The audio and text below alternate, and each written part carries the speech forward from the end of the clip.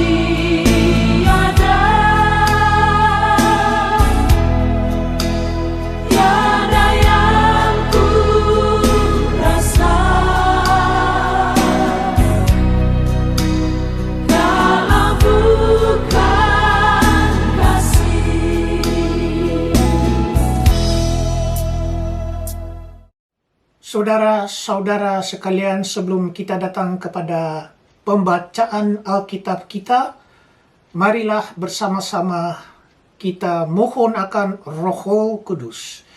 Voordat wij tot deze schriftlezing komen, laat ons de Heilige Geest vragen voor deze schriftlezing.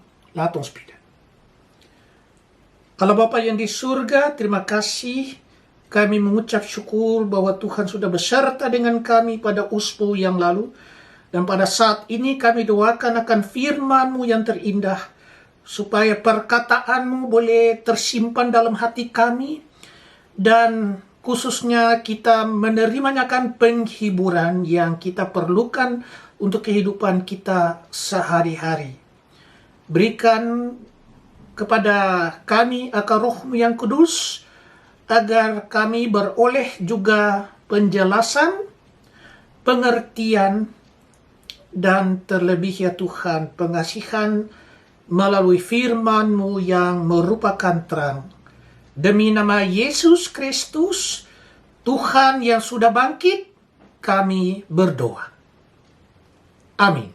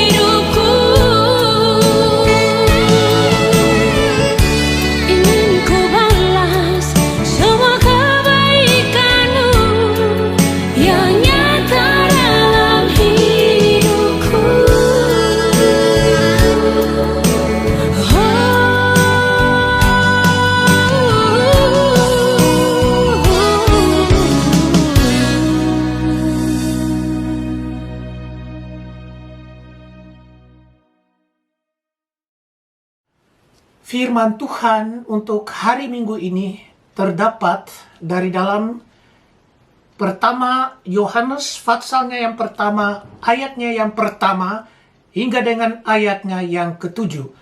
Onze schriftlezing voor deze zondag is te vinden uit de brief van Johannes, 1 Johannes 1, de versen 1 tot en met 7, yang berbunyi sedemikian, die als volgt luidt. Apa yang telah ada sejak semula, yang telah kami dengar, yang telah kami lihat dengan mata kami, yang telah kami saksikan dan yang telah kami raba dengan tangan kami tentang firman hidup, itulah yang kami tuliskan kepada kamu.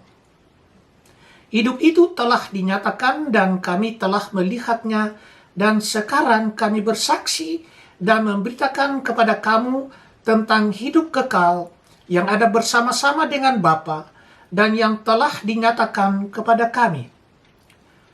Apa yang telah kami lihat dan yang telah kami dengar itu, kami beritakan kepada kamu juga, supaya kamu pun beroleh persekutuan dengan kami. Dan persekutuan kami adalah persekutuan dengan Bapa dan dengan anaknya Yesus Kristus. Dan semuanya ini kami tuliskan kepada kamu, supaya sukacita kami menjadi sempurna. Dan inilah berita yang telah kami dengar dari Dia, dan yang kami sampaikan kepada kamu. Allah adalah terang, dan di dalam Dia sama sekali tidak ada kegelapan. Jika kita katakan bahwa kita beroleh persekutuan dengan Dia, namun kita hidup di dalam kegelapan, kita berdusta dan kita tidak melakukan kebenaran. Tetapi jika kita hidup di dalam terang, sama seperti Dia ada di dalam terang, maka kita beroleh persekutuan seorang dengan yang lain, dan darah Yesus anaknya itu menyucikan kita daripada segala dosa. Aldus 1 Johannes 1, de versen 1 tot en met 7. Wat er was vanaf het begin, wat wij gehoord hebben, wat wij met eigen ogen gezien en aanschouwd hebben, wat onze handen hebben aangeraakt, dat verkondigen wij. Het woord dat leven is. Het leven is verschenen. We hebben het gezien en getuigen ervan. We verkondigen u het eeuwige leven dat bij de Vader was en aan ons verschenen is. Wat wij gezien en gehoord hebben, verkondigen we ook aan u, opdat ook u met ons verbonden bent. En verbonden zijn met ons is verbonden zijn met de Vader en met zijn Zoon Jezus Christus. We schrijven u deze brief om onze vreugde volkomen te maken. Dit is wat wij hebben horen verkondigen. En wat we u verkondigen. God is licht. Er is in hem geen spoor van duisternis. Als we zeggen dat we met hem verbonden zijn, terwijl we onze weg in het duister gaan, liegen we en leven we niet volgens de waarheid. Maar gaan we onze weg in het licht, zoals hij zelf in het licht is, dan zijn we met elkaar verbonden en reinigt het bloed van Jezus, zijn Zoon, ons van alle zonden. Tot zover deze schriftlezing sampai begitu jauh adalah bunyi firman Tuhan. Zalig alle mensen die het woord van God wil bewaren, geprezen zij de naam van Yesus Kristus. Berbahagialah segala orang yang menyimpan firman Tuhan dalam hatinya dan serta suka peliharakannya. Terpujilah selalu nama Yesus Kristus. Haleluya.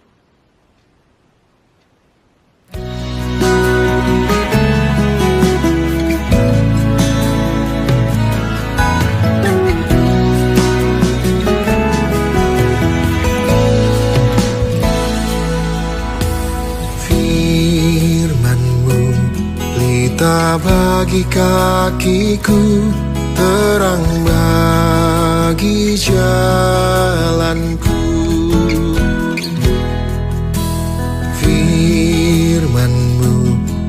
Pelita bagi kakiku, terang bagi jalanku.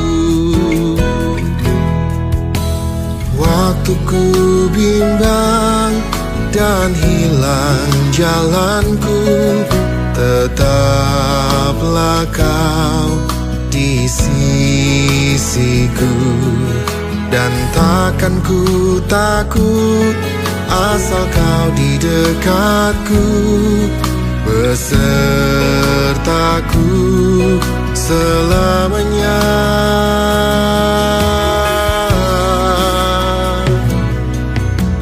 Firman-Mu pelita bagi kakiku, terang bagi jalanku.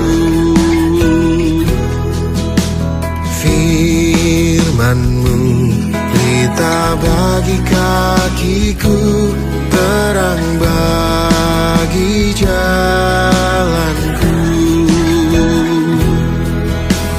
Waktu ku bimbang dan hilang jalanku, tetaplah Kau di sisiku. Dan takkan ku takut asal Kau di dekatku, besertaku selamanya.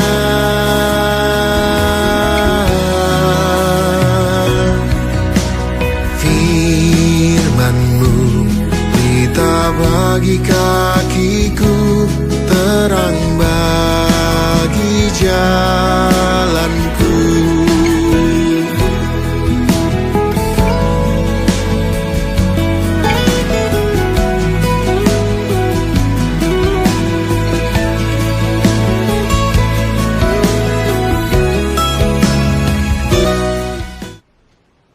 Saudara-saudara dalam Tuhan kita Yesus Kristus, kita sudah mendengarkan pertama Yohanes pasalnya yang pertama, ayatnya yang pertama hingga dengan ayatnya yang ke-7, di mana sebenarnya kita mendengarkan Rasul Yohanes atau Rasul Yahya yang menyatakan akan terang Tuhan yang di mananya tidak ada kegelapan. Wat typisch voor de apostel Johannes is, wij luisteren ook nou naar de woorden van de evangelist Johannes over het licht in de duisternis. De tegenstellingen die hij gebruikt als evangelist zien wij hierin terug. Want in God is er geen spoor van duisternis. Het licht geeft ons kracht en het licht brengt ons liefde. Di dalam Tuhan tidak ada kegelapan, hanya terang.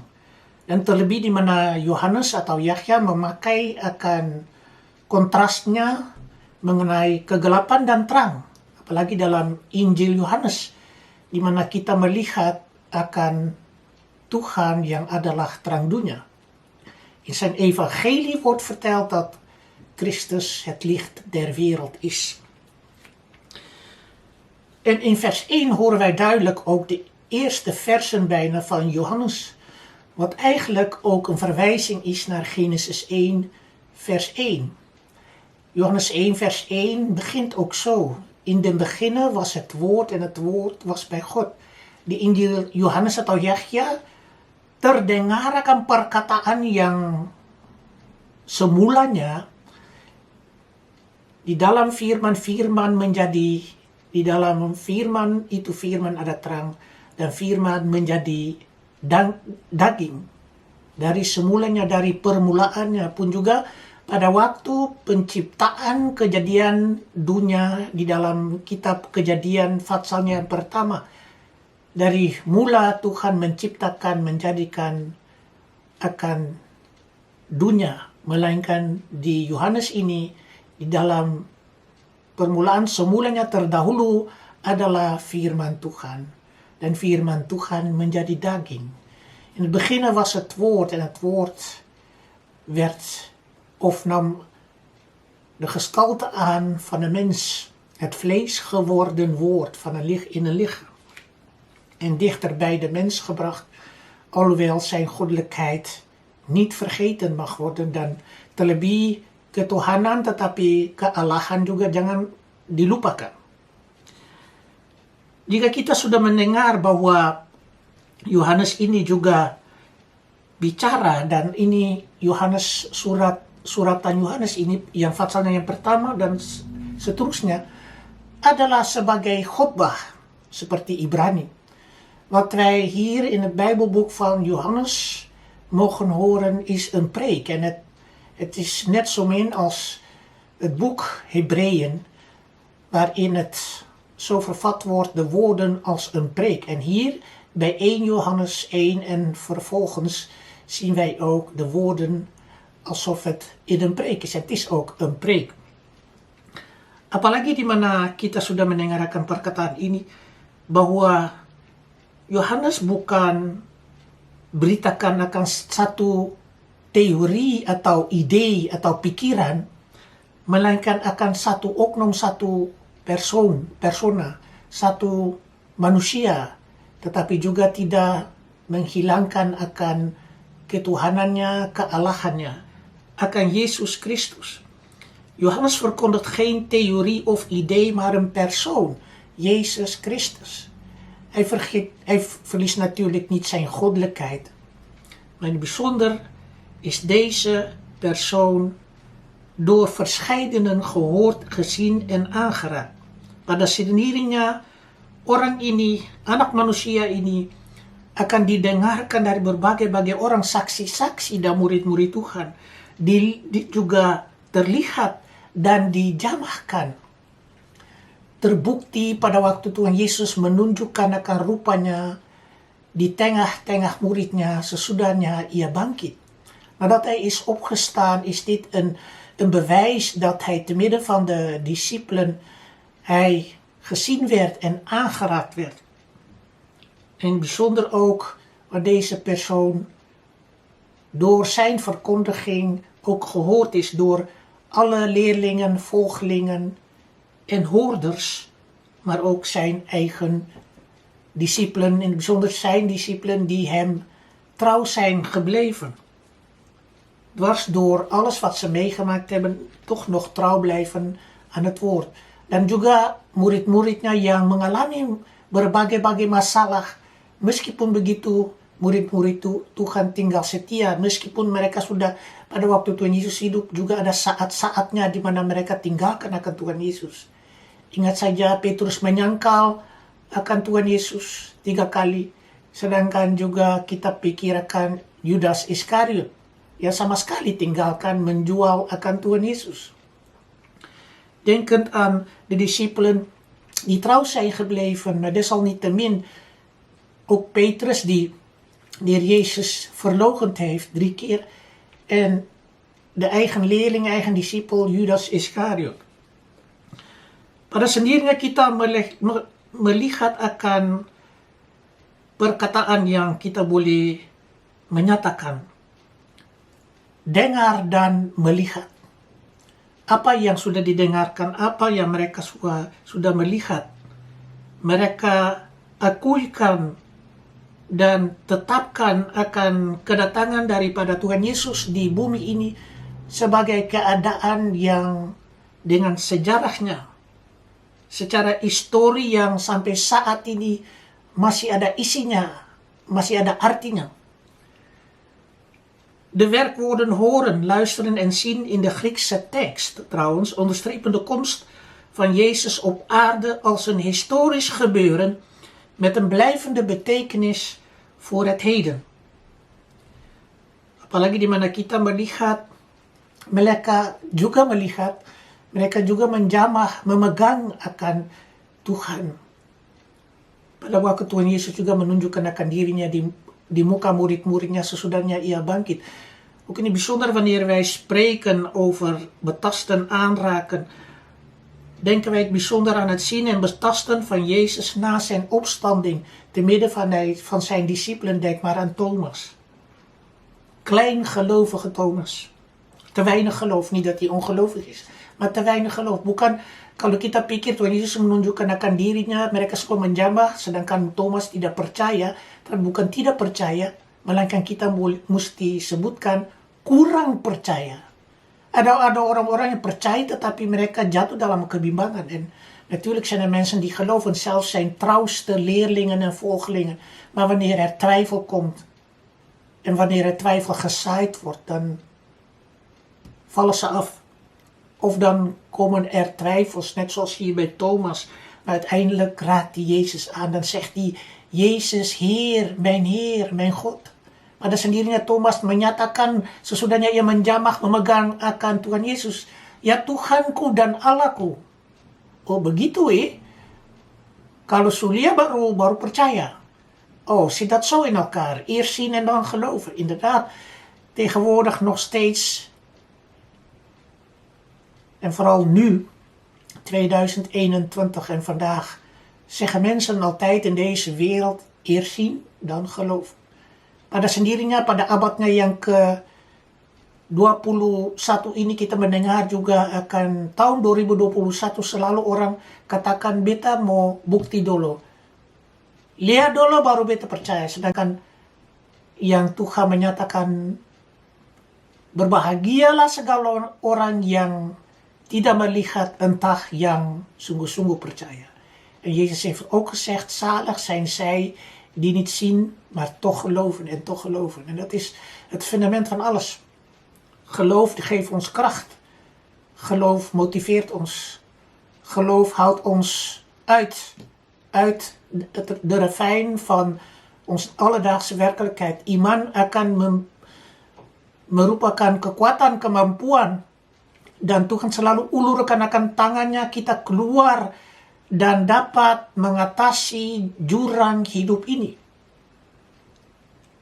Dan firman menjadi daging. En het woord is vlees geworden. Dan pada sendirinya firman menjadi daging. Sumber dari Yohanes ini sebenarnya juga pemikirannya kalau lihat Injil Yohanes juga akan juga berdekat dengan pikiran filsafat daripada orang Grieka, orang Yunani. Op zich zit de gedachten en de vergelijkingen van de evangelist Johannes, in dit geval apostel Johannes in zijn preek hier, zien wij vooral de Griekse gedachten, de Griekse filosofen. Hij volgt de redeneringen van de Griekse filosofen. Bahwa kabarnya, pesannya akan datang daripada Tuhan Yesus yang menyatakan kepadanya. De verkondiging en de boodschap komt van de Heer Jezus door hem geopenbaard. Inderdaad. En dan komt hij bij het licht. We hebben net gehoord dat er gezegd is in vers 5. Dit is wat wij hem horen verkondigen en wat we u verkondigen. God is licht, er is in hem geen spoor van duisternis. Als we zeggen dat we met hem verbonden zijn terwijl we onze weg in duister gaan, liegen we en leven we niet volgens de waarheid. Maar gaan we onze weg in het licht zoals hij zelf in het licht is, dan zijn we met elkaar verbonden en reinigt het bloed van Jezus zijn zoon ons van alle zonden. Sidang Tuhan, terlebih di mana kita melihat di ayatnya yang ke-5 sampai dengan ayatnya yang ke-7, dan inilah berita yang telah kami dengar dari Dia dan yang kami sampaikan kepada kamu. Allah adalah terang dan di dalam Dia sama sekali tidak ada kegelapan. Jika kita katakan bahwa kita beroleh persekutuan dengan Dia, namun kita hidup di dalam kegelapan, kita berdusta dan kita tidak melakukan kebenaran. Tetapi jika kita hidup di dalam terang sama seperti Dia ada di dalam terang, maka kita beroleh persekutuan seorang dengan yang lain. Dan darah Yesus anaknya itu menyucikan kita daripada segala dosa. Dengan kata lain, kita terikat dengan Tuhan. Dan jika kita terikat dengan Tuhan, kita hidup dalam terangnya. Pada sendirinya pengakuan kita Allah adalah terang melalui Tuhan kita Yesus Kristus. Di dalam Dia sama sekali tidak ada kegelapan. Dan kalau kita katakan kita ada hidup dalam persekutuan dengan Tuhan, dan kita hidup dalam kegelapan, itu berarti kita berdusta dan kita tidak melakukan kebenaran. Dengan kata lain, kita tidak bisa hidup dalam terang kalau kita masih hidup dalam kegelapan. Berarti jangan pakai Tuhan lalu memakai Tuhan untuk dirimu sendiri. Wij leven in het licht. God is het licht. En er is in hem geen spoor, geen enkel spoor van duisternis. Maar als wij zeggen dat wij met hem verbonden zijn, en wij zeggen dat wij dat ook belijden, maar dat wij toch in duisternis leven, dan leven we niet volgens de waarheid. Maar gaan wij onze weg in het licht, zoals hij zelf in het licht is, dan zijn we met elkaar verbonden en reinigt het bloed van Jezus Christus, zijn Zoon, ons van alle zonden. Dus blijf in het licht. Blijf in hem geloven. Dengan kata lain, kita tinggal hidup dalam terang. Tetapi kita berdusta kalau kita bilang kita terhubung, terikat dengan Tuhan, atau kita beroleh persekutuan dengan Dia, dengan Tuhan, tetapi kita ada hidup dalam kegelapan. Itu kita berdusta. Dalam bahasa sehari-hari kita perlinti. Dan kita tidak melakukan kebenaran. Dengan kata lain, Yohanes menyatakan kita hidup tinggal dalam terang. Bahwa di dalam Allah tidak ada sama sekali kegelapan. Dan jika kita hidup, apalagi waktu-waktu yang sekarang ini, hidup di tengah kehidupan kita sehari-hari, kita tinggal memegang kepada terang dunia Tuhan kita Yesus Kristus. Dan kita tinggal hidup sama seperti Tuhan Yesus sudah hidup dalam terang dan Ia pada sendirinya adalah terang dunia. Kita beroleh persekutuan seorang dengan yang lain dan mengakibatkan pengampunan dosa kita. Als wij in het licht blijven, dan blijven wij in het licht van Christus Jezus, die zelf het licht der wereld is. En wij kunnen niet gaan liegen dat wij zeggen dat wij met hem verbonden zijn, maar wij leven niet in het licht, maar in de duisternis. Dan liegen wij. Dan hebben wij God bedonderd. Is dat wat wij willen? En als dat zo is, dat wij in het licht gaan wandelen op zijn weg, dan zal hij altijd in ons blijven. En blijven we altijd met hem verbonden. En zal hij door zijn bloed Christus Jezus ons reinigen. Pada sendirinya jika kita berjalan dalam terang, Tuhan Yesus pada sendirinya tinggal dalam kita. Sesudah kita mendengarkan uraian penjelasan ini daripada Rasul Yohanes mengenai pertama, Yohanes pasal yang pertama, nadat wij 1 Johannes 1, de versen 1 tot met 7 hebben aangehoord, kunnen wij concluderen. En na de korte beschrijving en schets en uitleg van Johannes 1 hier, dan kunnen wij dat ook voor ons meenemen. Pada sendirinya kita membawa untuk diri kita pesan ini. Hidup dalam terang. Hidup tinggal dengan Tuhan. Waktu-waktunya yang sekarang tidak gampang, saudara-saudara, dalam Tuhan kita Yesus Kristus. Apalagi kalau kita dekat Tuhan, kegelapan juga mau coba akan kita atau iblis coba akan kita. Kalau ia punya pikiran, ia rasa, ia dicoba atau ia tercelup di tengah-tengah kegelapan, selalu Tuhan ulurkan akan tangannya jika kita mengaku, Tuhan Yesus, terang dunia, tolonglah akan daku, ulurkan akan tanganmu bagi beta pun hidup supaya beta keluar daripada kegelapan ini dan beta masuk dalam terang. Heer, strek uw handen uit en trek mij uit deze ravijn van de duisternis. Geef mij uw licht zodat ik bevrijd word. Help mij. In deze wereld van de donkerheid waarin twijfel en verdeeldheid is, moeten wij ervoor waken dat wij uiteindelijk toch in de duisternis gaan leven. Dalam waktunya yang sekarang, di mana banyak orang ada dalam pergumulan hidup, dan juga kita susah untuk mencari terang dalam hidup kita, kita berdoa dan minta akan terang masuk dalam hati kita. Dan blijven wij bidden en volharden om het licht te vragen in onze harten. Kalau tidak ada terang, bagaimana kita dapat mengatasi kegelapan? Als er geen licht is, hoe kunnen wij de duisternis, de donkerheid van ons bestaan overwinnen en overleven? Wat hebben wij hier aan deze boodschap? De tegenstelling tussen God die licht is en de duisternis wordt sterk benadrukt. In het Grieks staat trouwens een dubbele ontkenning. In God is absoluut geen duisternis, geen spoortje van duisternis. Het leven in de duisternis gaat dan ook niet samen met gemeenschap met God. Dengan kata lain, kita jangan hidup dalam kegelapan dan akan tidak tergabung, tidak terhubung, tidak terikat dengan persekutuan dalam Tuhan. Di dalam Tuhan tidak sama sekali ada kegelapan. Itu kabar yang baik untuk kita. En dat is nou precies het punt. Het leven in de duisternis gaat dan ook niet samen met de gemeenschap met God. In God is absoluut geen duisternis, geen spoortje van duisternis. Dat is een fantastische boodschap. Itu pesan yang luar biasa. Di dalam Tuhan tidak sama sekali ada kegelapan. U percayakah? Ja kan. U gelooft toch dat er in God geen spoortje van duisternis is. Maar er zijn mensen die het spoor bijster raken. Ada manusia yang hilang jalan.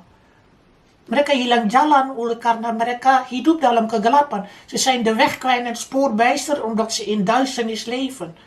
En ze denken dat ze in hun rugtasje die duisternis meenemen en vervolgens de Heere wil zoeken.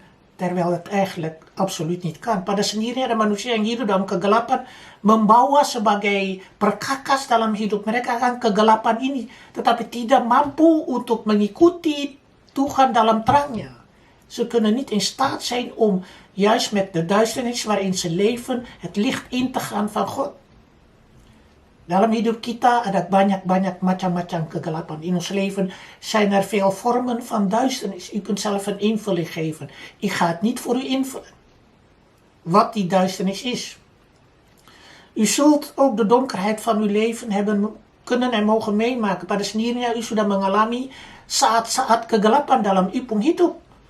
Tetapi bagaimana beta mampu, beta dapat kekuatan, dapat penghiburan untuk dapat mengatasi kegelapan itu supaya terang dunia Tuhan Yesus selalu ada dalam hati beta. Hoe kan ik dan dat overwinnen? Juist in deze duisternis, zodat het licht in mijn hart zal blijven van Christus Yesus onze Heer. Sidang Tuhan, di dunia ini beta ternyata-nyata katakan, jangan kita sangka di dalam gereja tidak ada kegelapan. Di dalam gereja tidak manusia hidup dalam kegelapan. Beta ada nyatakan teristimewa kegelapan dalam gereja. Bukan gereja, tapi manusia. In de kerk zijn ook mensen die in duisternis leven. Maar je kunt dat niet rijmen met de verbondenheid die je zogenaamd zou hebben met God. Je kunt dat niet tegelijkertijd doen. Je kunt geen twee heren dienen. Je moet één keuze maken. Je moet de Heer Jezus kiezen. Pada sendirinya, jangan kita pikir beta ada bahan-bahan kegelapan, lalu beta tinggal masuk gereja, tetapi itu bukan persekutuan dengan Tuhan. Pada sendirinya kita menyangkal terang dunia kalau kita membawa kuasa-kuasa kegelapan. Wij verloochenen God als wij de machten van de duisternis met ons meenemen. En denk nou niet dat er geen consequenties zijn. Jangan pikir tidak ada akibat untuk membawa kuasa-kuasa kegelapan. Tetapi kuasa-kuasa kegelapan juga itu terikat dengan kuasa-kuasa mamon, kuasa-kuasa kekerasan. De machten van de duisternis kunnen wij koppelen met de machten van mammon, met de macht van het geld die willekeurig is. Wanneer mensen door verblind worden. Of door andere machten die de mens slaafs maakt. pada sendirinya ada kuasa-kuasa kegelapan yang merupakan manusia menjadi budak belian atau menjadi perhambaan daripada kuasa-kuasa ilah-ilah yang lain. Dat ze slaven worden van andere machten en krachten. Tetapi syukur, terang dunia masuk dalam hati kita. Dan jika kita ada terang dunia dalam hati kita, kita beroleh kemampuan untuk menentang segala sesuatu yang tidak sesuai dengan kehendak Tuhan. Als we het licht van de wereld in onze harten hebben, dan kunnen we het kwade bestrijden, wie dan ook. Want in God is er absoluut geen spoortje van duisternis. Di dalam Allah sama sekali tidak ada kegelapan. Terbukti Tuhan kita Yesus Kristus. Tuhan Yesus bergumul, berperang di Bukit Jojuta. De Heer Jezus heeft gestreden en gevochten op Golgotha. Zijn doodstrijd in de duisternis is uiteindelijk een zaad wat gezaaid is om de overwinning van het licht te brengen. Pada sendirinya Tuhan Yesus bergumul, berperang dengan kuasa maut dan kuasa kegelapan pada waktu itu. Dan ia dapat mengatasi kegelapan dengan membawa terang.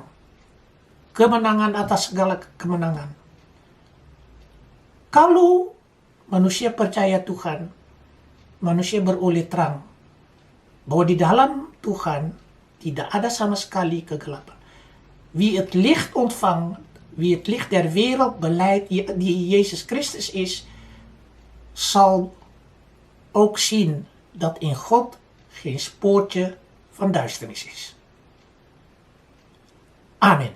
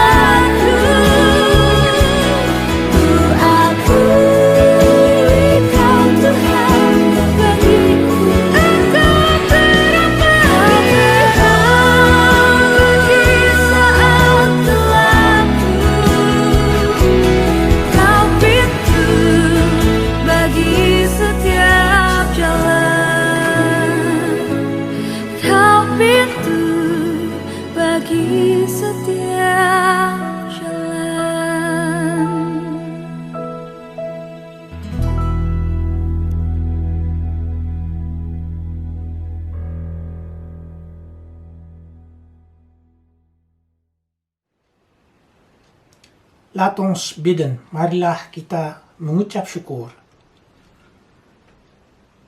Heer onze God, we willen u danken dat wij naar uw woord hebben mogen luisteren. Het licht der wereld die schijnt in de duisternis. Opdat wij blijven wandelen op de weg van het licht, die uw Zoon Jezus Christus aan ons heeft laten zien. Opdat wij verbonden blijven met God. Opdat wij ook gereinigd worden door het bloed van Jezus Christus van onze zonden en dat we bevrijd worden. En dat wij in ieder geval ons weg kunnen gaan in het licht van Jezus Christus. Heer onze God, wij bidden voor alle mensen die zijn geraakt door COVID-19. Zij die komen te overlijden. Zij die het moeilijk hebben omdat ze nog in ziekenhuizen liggen. Zij die aan het herstellen zijn. De nabestaanden van heel veel families in deze wereld.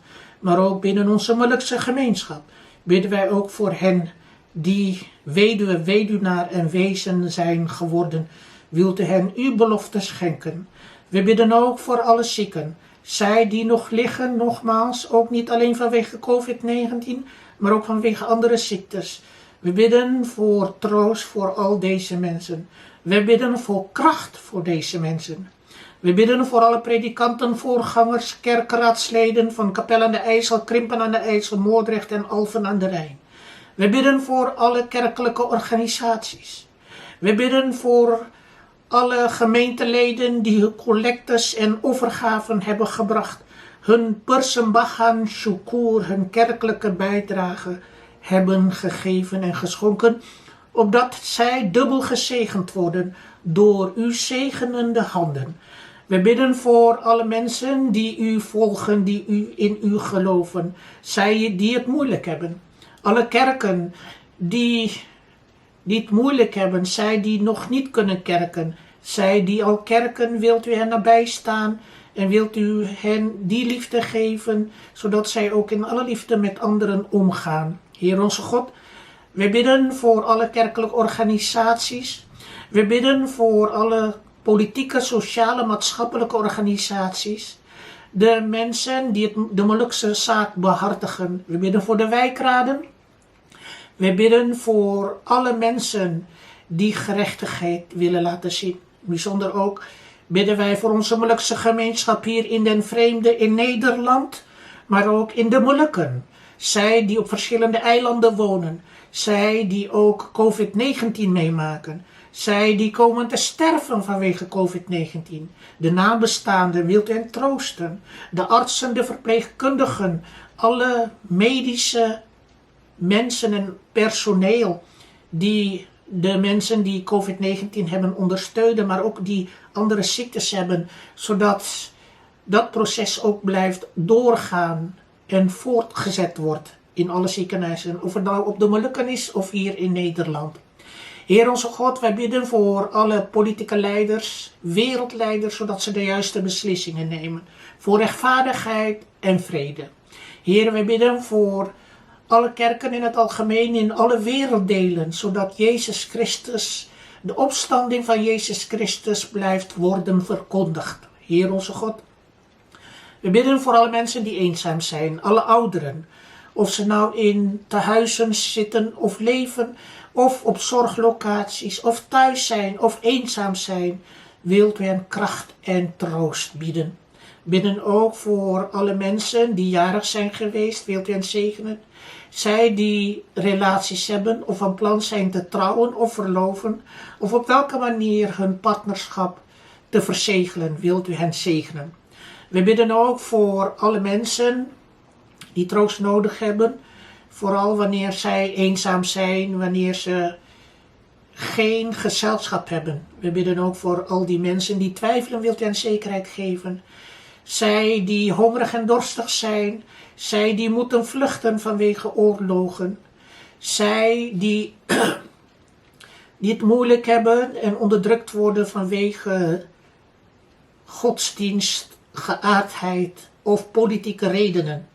Wilt u hen nabij staan en wilt u met hen zijn? Wilt u met hen in het licht, in uw licht wandelen? We bidden ook voor alle mensen die in ieder geval hun inzet geven voor het onderwijs. We bidden voor alle kinderen die naar school gaan. We bidden ook voor alle mensen die werken en in het bijzonder mensen die geen baan hebben. Mensen die faillissementen meemaken en niet meer bovenop komen. Wilt u hen kracht en wijsheid geven, zodat zij de juiste weg kunnen bewandelen. En ook al hebben ze financieel moeilijk, maar wilt u hen geestelijk ondersteunen door uw Heilige Geest. Ook bidden wij voor alle Molukse jongeren, zodat zij de juiste weg volgen en niet met deze westerse wereld meegaan. Natuurlijk zijn we al verwesterd, lijkt het, maar wij vragen om uw geest over deze Molukse jongeren, zodat zij hun cultuur kunnen voortzetten. En vooral ook op hun eigen manier invulling geven en een vertaling geven van onze cultuur die zo rijk is. En bijzonder bidden wij ook voor al diegenen die zich inzetten voor deze wereld, op welke manier dan ook. Bijzonder vrijwilligers, op welk niveau dan ook, wilt u hen zegenen. Heer onze God, er zijn zoveel dingen die wij van u willen vragen. Of wij iets vergeten zijn, of ze jarig zijn geweest of jarig worden. Zij die verdrietig zijn geweest van het overlijden van de dierbaren. Als wij dat vergeten zijn, wilt u ons daarvoor vergeven. En nogmaals bidden wij voor hen. Bidden ook voor alles wat wij voorstaan. Liefde, gerechtigheid en vrede. Bijzonder bidden wij voor alle Molukse gevangenen die vanwege politieke redenen gevangen worden gehouden, maar ook in deze wereld. Zodat de politieke leiders de juiste beslissingen nemen en vooral ook gerechtigheid en op een democratische manier de juiste besluitvorming doen. Wij zeggen wel van anderen, maar we moeten ook naar onszelf kijken. Wilt ons daarvoor vergeven en luister u naar ons gebed die uw Zoon Jezus Christus aan ons geleerd heeft. Onze Vader die in den hemelen zijt, uw naam worden geheiligd, uw koninkrijk komen, uw wil geschieden gelijk in de hemel als zo ook op de aarde. Geef ons heden ons dagelijks brood en vergeef ons onze schulden, gelijk ook wij vergeven onze schuldenaren. En leid ons niet in verzoeking, maar verlos ons van den boze, want van u is het koninkrijk en de kracht en de heerlijkheid tot in de eeuwigheid. Amen. Tangannya terbuka menunggulah,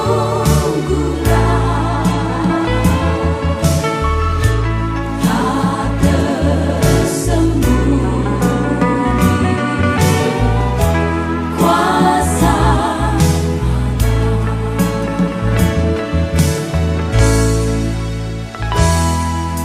Bunyi lonceng tanda waktu sehari telah berlalu. Ada yang terjatuh, mungkinkah dirimu kau perlu kekuatan baru untuk merubah. Janganlah kau bimbang, ku punya kabar tak tersembunyi kuasa Allah. Kalaulah ditolong,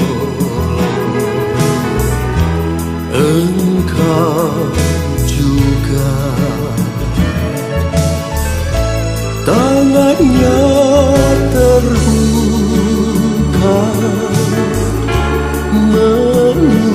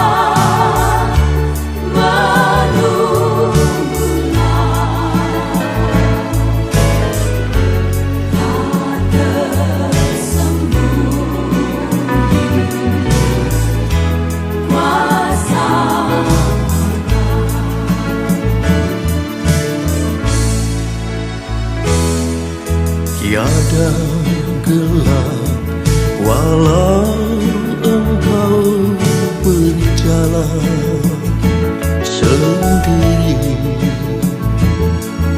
selalu bahagia. Kemanapun kau pergi,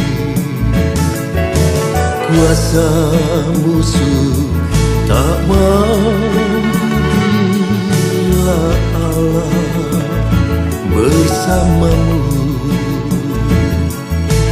Peganglah janjinya, janganlah kau ragu, tak tersembunyi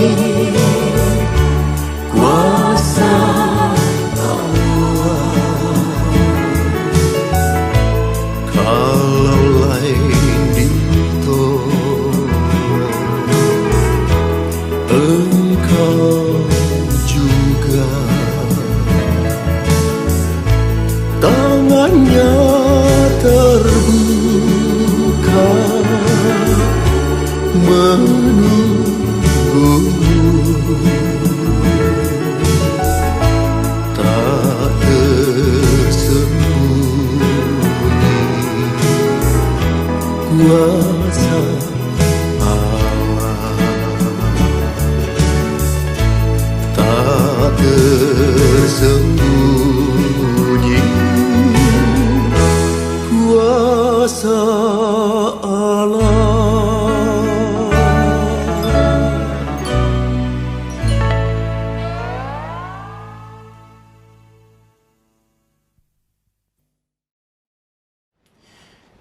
Tot slot spreken wij de zegen uit. Akhirnya kita sampaikan berkat Allah. De genade van onze Heer Jezus Christus, de liefde van God, de kracht van de Heilige Geest zal altijd met ons zijn, vanaf vandaag tot voor altijd. Anugerah Tuhan kita Yesus Kristus, pengasihan Allah Bapa, persekutuan Roh Allah yang kudus selalu beserta kita daripada jam yang terindah ini terus kekal selama-lamanya. Amin.